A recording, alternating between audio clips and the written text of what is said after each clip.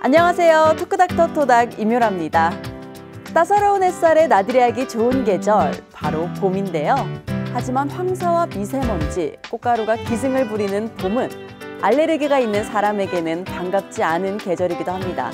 특히 천식은 계절성 알레르기의 대표 질환으로 전 연령대에 발생하며 완치가 어려운 만성 질환으로 알려져 있는데요. 오늘 토크닥터 토닥에서는 호흡기내과 전문의 김병관 선생님과 함께 천식의 원인과 증상, 그리고 치료 방법에 관한 이야기 나눠봅니다. 선생님 안녕하세요. 안녕하세요.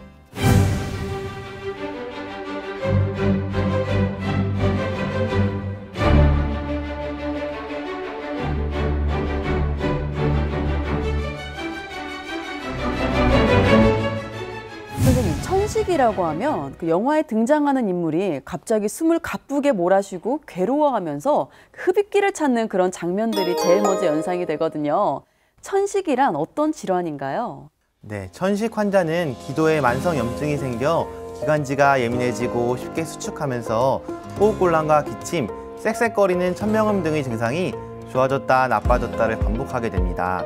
알레르기 항원과 같은 다양한 외부 자극에 의해 기도가 예민하게 수축하면서 숨을 내쉴 때 기관지가 좁아져 호흡이 힘들어지는 질환입니다.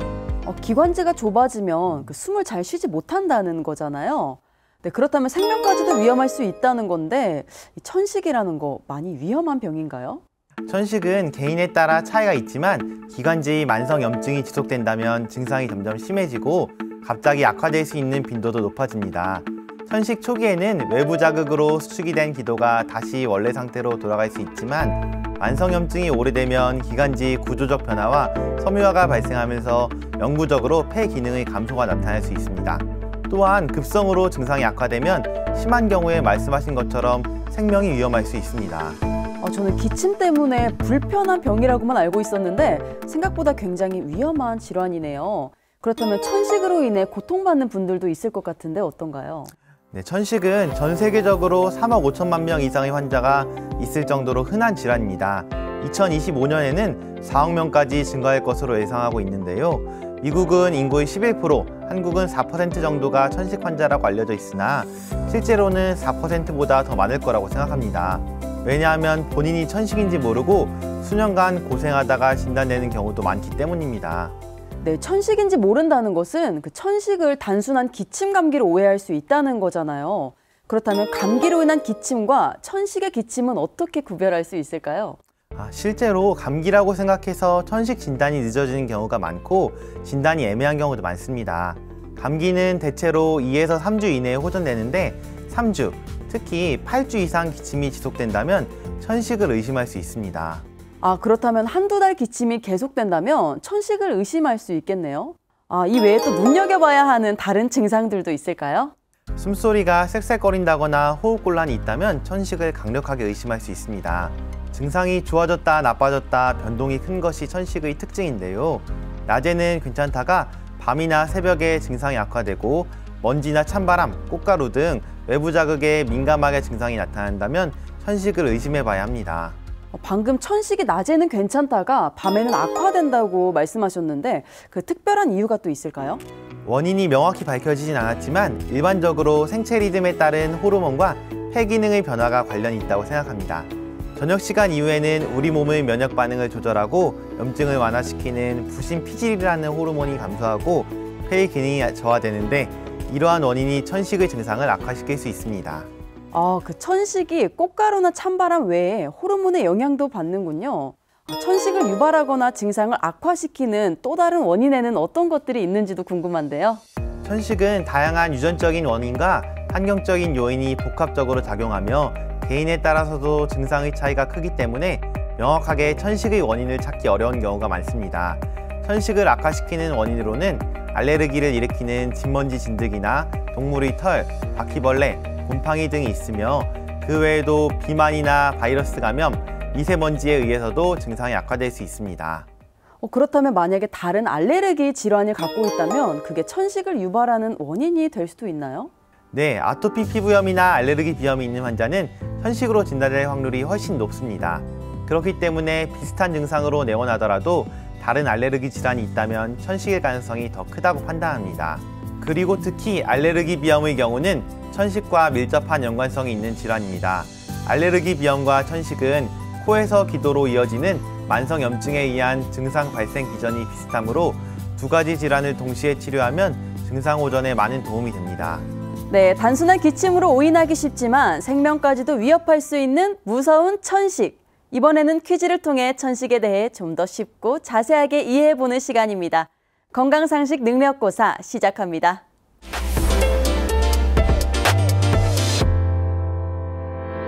선생님, 첫 번째 문제 주시죠. 네, 첫 번째 문제입니다. 감기를 오래 방치하면 천식이 된다? 그렇다면 O, 아니면 X를 선택해 주시기 바랍니다. 증상은 얼핏 비슷하지만 감기는 바이러스 질환이고 천식은 알레르기 질환이잖아요. 그래서 감기가 천식이 되진 않을 것 같습니다. 저는 X를 선택하겠습니다. 네, 정답은 X 맞습니다. 천식은 초기 증상이 감기와 비슷해서 감기를 오래 방치하면 천식이 된다고 오해하는 분들도 많은데요. 감기 자체가 천식으로 발전한다고 보긴 어렵습니다. 하지만 천식 환자는 기도가 민감해져 있기 때문에 가벼운 감기에도 보통 사람보다 더 심한 증상을 호소할 수가 있습니다. 네, 그렇다면 이제 다음 문제로 넘어가 볼까요? 다음 문제입니다. 천식이 있다면 스키나 스케이트 같은 운동을 피해야 한다? 그렇다면 O, 아니면 X를 선택하시면 됩니다. 앞에서 천식을 악화시키는 여러 요인 중에 찬바람도 말씀하셨잖아요. 그런데 스키나 스케이트는 겨울철 운동이라서 찬바람을 피할 수는 없을 것 같습니다. 저는 자신 있게 O를 선택하겠습니다. 네, 정답은 O. 잘 맞추셨습니다. 기본적으로 춥고 건조한 환경에서 운동을 하면 천식 증상이 발생할 수 있기 때문에 스키나 스케이트는 추천하지 않습니다. 하지만 천식이 잘 조절되는 환자라면 조심스럽게 시도해 볼 수는 있습니다. 또한 호흡곤란을 유발할 수 있는 과격한 운동이나 먼지 등 외부 자극 물질이 많은 환경에서의 운동은 피해야 하며 타인과 경쟁하는 운동 역시 무리하다가 증상을 악화시킬 수 있으므로 조심하셔야 합니다. 그렇다면 반대로 천식 환자에게 도움되는 운동도 있을 것 같은데요. 어떤 운동이 있을까요? 일반적으로 습도가 높아서 기관지에 부담이 적은 수영을 많이 추천했었는데요. 사람에 따라서는 소독약 등의 자극으로 오히려 증상이 심해질 수도 있습니다. 자신의 페이스를 조절할 수 있는 걷기와 가벼운 조깅 등 유산소 운동이 좋습니다. 네, 천식이 있는 경우 운동을 하면 호흡이 더 가빠지고 증상이 악화될까 싶어서 운동을 피하는 분들도 계실 텐데요. 가벼운 운동 정도는 필요할 것 같네요. 운동이 천식을 유발할 수 있는 것은 맞지만 천식을 잘 조절하면서 꾸준한 운동을 하면 폐기능 향상에 도움이 될 수 있습니다. 증상 악화가 걱정되어 운동을 무작정 피한다면 오히려 폐 기능이 감소되어 장기적으로 건강에 더 나쁠 수도 있습니다. 네, 천식에 관한 유익한 정보들 많으셨나요? 지금까지 건강상식 능력고사였습니다.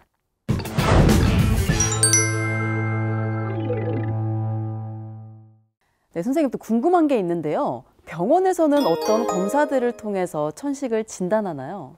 병원에서는 먼저 천식으로 의심되는 증상을 문진을 통해 확인한 후 천식의 진단을 뒷받침하기 위해 폐기능 검사와 혈액 검사 등을 합니다.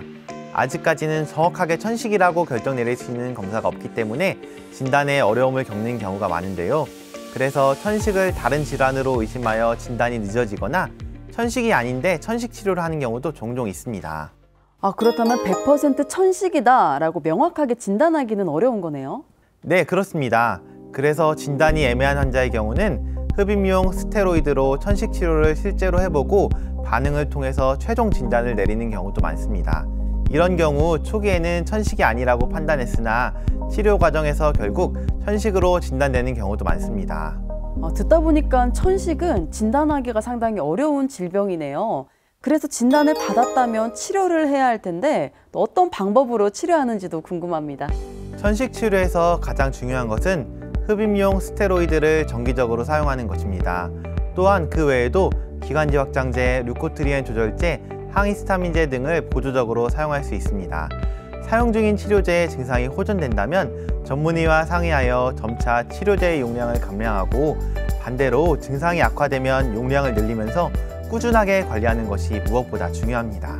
네, 방금 천식 치료 방법에서 가장 중요한 것이 흡입용 스테로이드라고 하셨는데 그 스테로이드라서 부작용을 걱정하시는 분들도 꽤 많으실 것 같아요. 오랫동안 계속 사용해도 괜찮은 건가요? 스테로이드를 장기간 사용하면 위험하다고 생각하고 그런 이유로 스테로이드 흡입기 사용을 거부하는 경우도 많습니다. 하지만 흡입용 스테로이드는 매우 적은 양으로 폐에만 국소적으로 작용하기 때문에 평생 사용해도 전신 부작용이 거의 없습니다. 흡입용 스테로이드 안정성에 관해서는 많은 연구가 있기 때문에 부작용에 대한 걱정은 하지 않으셔도 됩니다. 네, 천식 환자들에게 꼭 필요한 필수품이 흡입용 스테로이드일 텐데 나이가 많은 어르신들 경우에는 사용하기가 좀 어려울 것 같거든요. 이 사용 방법이 좀 복잡하지는 않나요? 흡입용 스테로이드는 천식 치료에서 가장 효과적이지만 말씀하신 것처럼 고령의 환자분들 중에 정확하게 사용하지 못하는 경우가 많습니다. 흡입기는 크게 분사 흡입기와 건조 분말 흡입기가 있는데 사용법을 간단히 설명해 드리겠습니다. 먼저 분사형 흡입기는 가볍게 흔들어주고 뚜껑을 연 후에 흡입기 윗부분을 누르면서 동시에 흡입하시면 됩니다. 그리고 건조 분말 흡입기는 흔들지 않고 뚜껑을 열고 충분한 흡입력으로 흡입해야 합니다. 두 가지 흡입기 모두 5초 정도 충분히 흡입하고 10초 정도 숨을 참는 게 좋습니다. 그리고 흡입기 사용 후에는 스테로이드로 인해 입안에 염증이 생길 수 있기 때문에 물로 입을 깨끗이 헹궈내야 합니다. 분사형 흡입기는 타이밍을 잘 맞추는 게 중요하고 건조 분말 흡입기는 충분한 세기로 흡입하는 게 중요합니다. 아, 그렇군요. 그런데 흡입기를 사용하다가 천식이 많이 호전돼서 증상이 거의 없는 경우에도 흡입기를 계속 사용해야 하나요? 천식 환자 중에서도 나이가 젊고 증상이 경증이면 흡입용 스테로이드의 반응이 매우 좋아 주 1에서 2회 정도만 사용해도 잘 조절되는 경우가 있습니다. 하지만 증상이 별로 없다고 흡입기를 지속적으로 사용하지 않고 병원에 내원하지 않으면 이후에 천식이 악화될 수도 있습니다. 아, 또 궁금한 게 있는데요. 제 친구가 최근에 임신을 했거든요. 그런데 그 임산부가 천식을 앓고 있는 경우도 있을 텐데 임신 중이라도 치료를 계속해야 하나요? 임산부인 경우라도 천식 치료를 중단하면 천식의 약화로 산모 체내에 산소 부족을 일으켜 태아 건강에 손상을 입힐 수 있기 때문에 임의로 치료를 중단해서는 안 됩니다. 그리고 대부분의 천식 치료를 위한 약제들은 임산부도 안전하게 사용할 수 있습니다. 네, 마지막으로 천식과 관련해 당부 말씀 해주신다면요. 천식은 증상에 따라서 치료 단계를 계속 조절해야 하므로 환자가 자신의 천식을 잘 알고 있는 것이 무엇보다 중요합니다. 천식은 완치가 어렵고 평생 조절해야 한다고 말씀드리면 많은 환자들이 실망하고 증상이 호전되면 치료에 거부감을 가지는 경우가 많습니다. 하지만 천식은 치료에 대한 반응이 매우 좋아서 관리만 잘한다면 평생 건강하게 살 수 있습니다. 그러나 반대로 방치하면 점점 악화되는 병입니다. 천식은 어떤 병보다도 적절한 치료를 얻을 수 있는 이득이 크기 때문에 환자와 의사가 서로 신뢰하고 의사소통을 잘하는 것이 중요합니다. 네, 토크닥터 토닥. 오늘은 김병관 선생님과 함께 천식에 관한 이야기 나눠봤는데요. 다음 시간에도 유익한 의학 정보로 인사드리겠습니다. 함께해 주신 시청자 여러분 고맙습니다.